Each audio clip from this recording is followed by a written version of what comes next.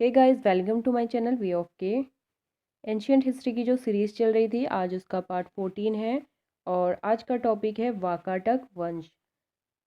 तो स्टार्ट करते हैं वीडियो को। वाकाटक राजवंश। वाकाटक राजवंश की स्थापना 255 ईस्वी के लगभग विंध्य शक्ति नामक व्यक्ति ने की थी। इसके पूर्वज सातवाहनों के अधीन बरार यानी कि विदर्भ के स्थानीय शासक थे। विंध्य शक्ति के पश्चात उसका पुत्र प्रवरसेन प्रथम शासक हुआ। वाकाटक वंश का वह अकेला ऐसा शासक था जिसने सम्राट की उपाधि धारण की थी। पुराणों से पता चलता है कि इसने 4 अश्वमेध यज्ञ किया था। प्रवरसेन के पश्चात वाकाटक साम्राज्य 2 शाखाओं में विभक्त हो गया, प्रधान शाखा तथा बसीय यानी कि वरसगुल्म शाखा। दोनों शाखाओं ने समानांतर रूप से शासन किया। प्रधान शाखा के प्रमुख राजा रुद्रसेन प्रथम, प्रभावती गुप्ता का संरक्षण काल, प्रवरसेन द्वितीय, नरेंद्र सेन, पृथ्वीसेन द्वितीय।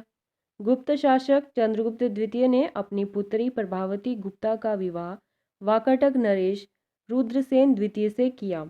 वाकाटकों का राज्य गुप्त एवं शक राज्यों के बीच था। राज्यों पर विजय प्राप्त करने के लिए चंद्रगुप्त द्वितीय ने इस संबंध को स्थापित किया था। विवाह के कुछ समय बाद रुद्रसेन द्वितीय की मृत्यु हो गई। चूंकि उसके दोनों पुत्र दिवाकर सेन एवं दामोदर सेन अवयस्क थे, अतः प्रभावती गुप्ता ने शासन संभाला। यह काल वाकाटक गुप्त संबंध का स्वर्णकाल रहा। प्रभावती गुप्ता के संरक्षण काल के बाद उसका कनिष्ठ पुत्र दामोदर सेन प्रवरसेन द्वितीय के नाम से गद्दी पर बैठा। पृथ्वीसेन द्वितीय वाकाटकों की प्रधान शाखा का अंतिम शासक था। उसके बाद उसका राज्य बासिम शाखा के हरिशेन के हाथों में चला गया।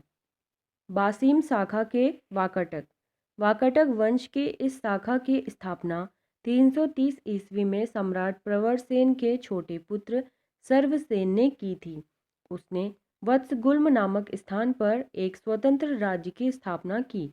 वत्सगुल्म महाराष्ट्र के अकोला जिले में आधुनिक बासिम में स्थित था। बासिम शाखा के प्रमुख राजा सर्वसेन, विंध्य शक्ति द्वितीय, प्रवरसेन द्वितीय, हरिशेन। हरिशेन बासिम शाखा का सर्वाधिक शक्तिशाली शासक था। यह वाकाटक वंश का अंतिम ज्ञात शासक है।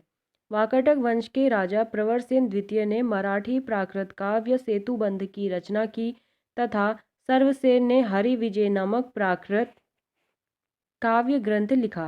संस्कृत की वैदर्भी शैली का पूर्ण विकास वाकाटक नरेशों के दरबार में हुआ।